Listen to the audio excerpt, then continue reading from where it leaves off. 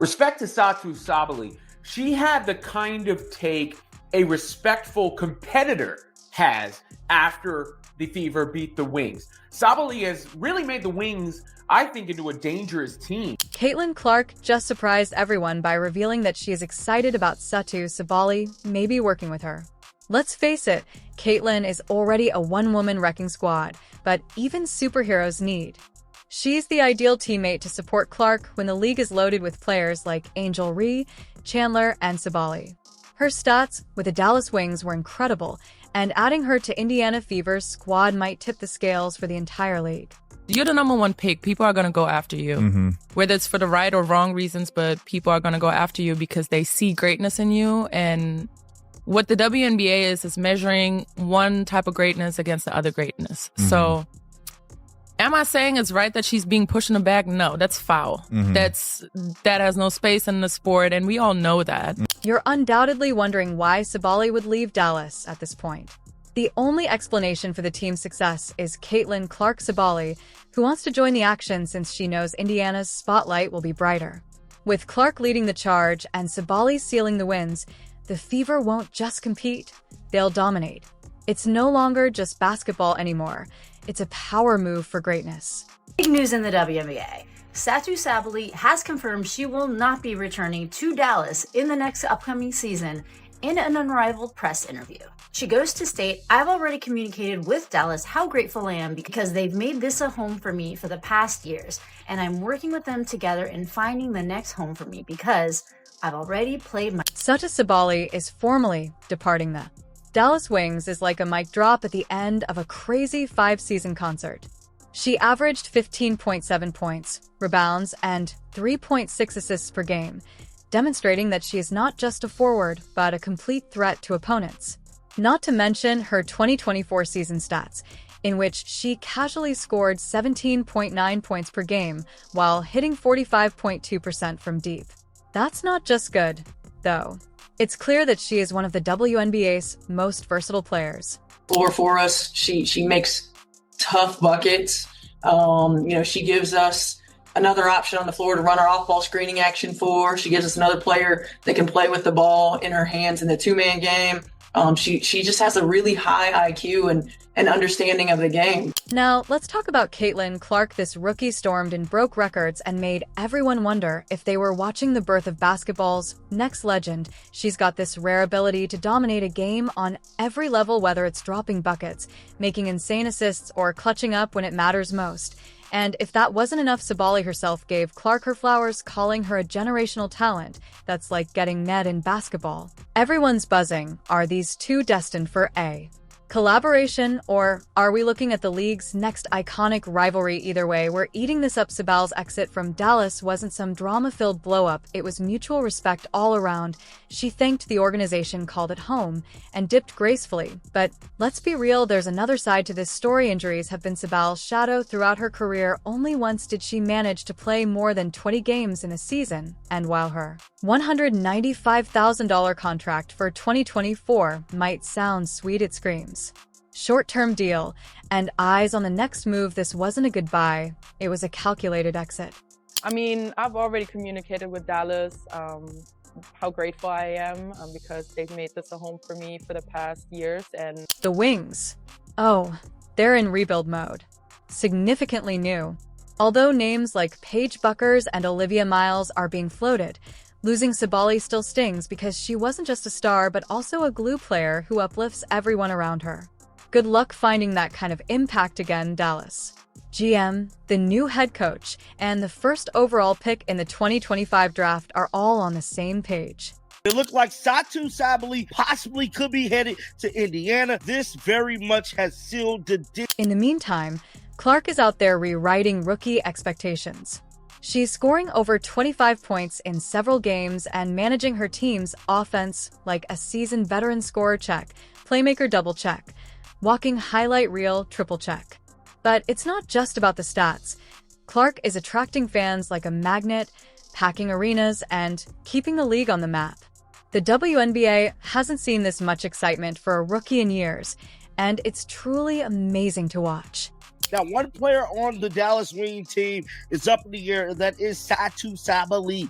Now, she is a free agent, and many people are speculating she could be headed all the way up to Indiana. Sabally's admiration for Clark isn't just fangirling.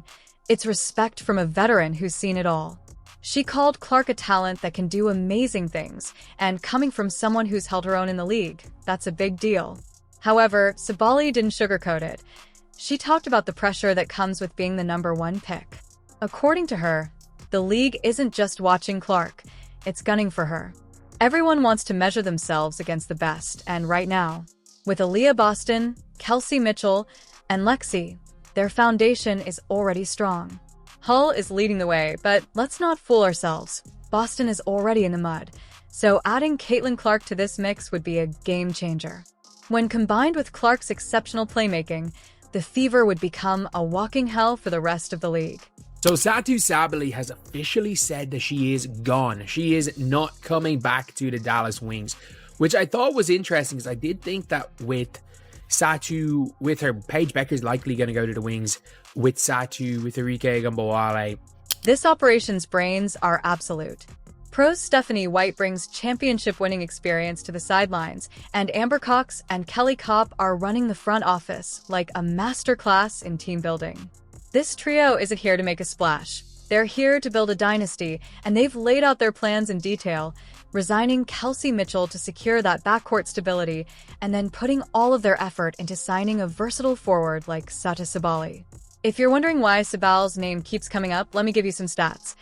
18 points per game, shooting 45% from beyond the arc. That's not just good. It's the kind of player you base entire strategies around.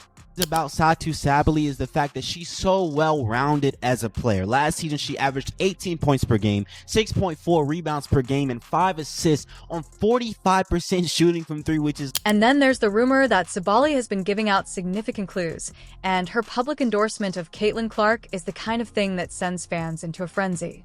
Clark isn't just tall at 6 feet 4 inches.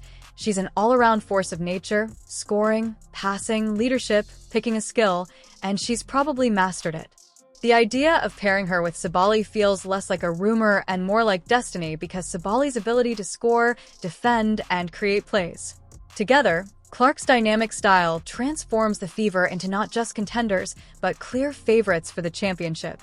But let's not forget that the other players in this game are lurking in the background and are already loaded with Brianna Stewart, Sabrina Ionescu, and John Quell Jones on max contracts. On paper, Sabally joining that roster sounds amazing, but let's face it, their salary cap is more constrained than an overstuffed suitcase. Sure, there's the emotional pull of Sabal's sister Naira, who is already playing for the Liberty, and the prospect of reuniting with her old college teammate Yesu adds some fairy tale charm. But charm doesn't win championships or cover expenses. This question of the hour is, what do she feel about the Dallas Wings having this #1 pick? She has been extremely silent. And then there's the Fever's secret weapon social media. Sabal's been liking posts about Indiana. And if you think that's nothing, you've clearly never been on the internet. Fans are dissecting every move she makes. And those likes are basically the modern version of a verbal commitment. But let's be honest, the Fever don't need subtle hints to make their case. They've got the cap space to offer Sabally a max contract to keep Mitchell happy and still have room to strengthen their roster. Combine that with the chance to play alongside Clark and Boston, and it's hard to see how anyone else could compete with that offer. This isn't just about short-term wins. If Sabally joins the Fever, she's not just filling a spot on the roster, she's helping to build a dynasty. Caitlin Clark is already a walking economy, pulling in fans, selling out arenas, and making every game must-watch television. Adding Sabally's scoring and defensive versatility to the mix creates a team so balanced it's scary. This isn't just good basketball, it's the kind of team that could dominate for years. That's ever played in the league, whether you like it or not. Look at the sales. It speaks for themselves. Y'all make it seem like the girl was a bum, but y'all still want to talk this foolishness. She deserved to be on the Olympic team. Val's next move is about more than just her career. It's a huge change for the league as a whole. The Fever will have a chance to take center stage as fans, analysts, and even rival teams will be watching her every move. The stakes are extremely high because the Fever aren't just playing chess. They're about to checkmate the entire league, And let's not minimize Caitlin Clark's role in all of this. She's the kind of player who draws other stars, changing teams, and, to be honest, pairing her with Sabally would be a bold statement, a declaration that the Fever aren't just here to compete. They're here to own the WNBA. My parents knew I was super competitive from a young age. I'm not sure they always loved it. When I was young, I really didn't know how to control it. I was so competitive, really, no matter what we did, not just sports. If we were playing a board game at home or like even in class at school, like I was super competitive. Sometimes my teachers would have to talk to my mom, like, you need to figure out how to calm this girl down because rocket math is not that serious. But it was. The league is holding its breath, but one thing is certain. Whatever happens next, the WNBA is going to get much more interesting. Will Sabally pick Indiana and help establish a dynasty that could redefine women's basketball, or will another team step in and rewrite the script?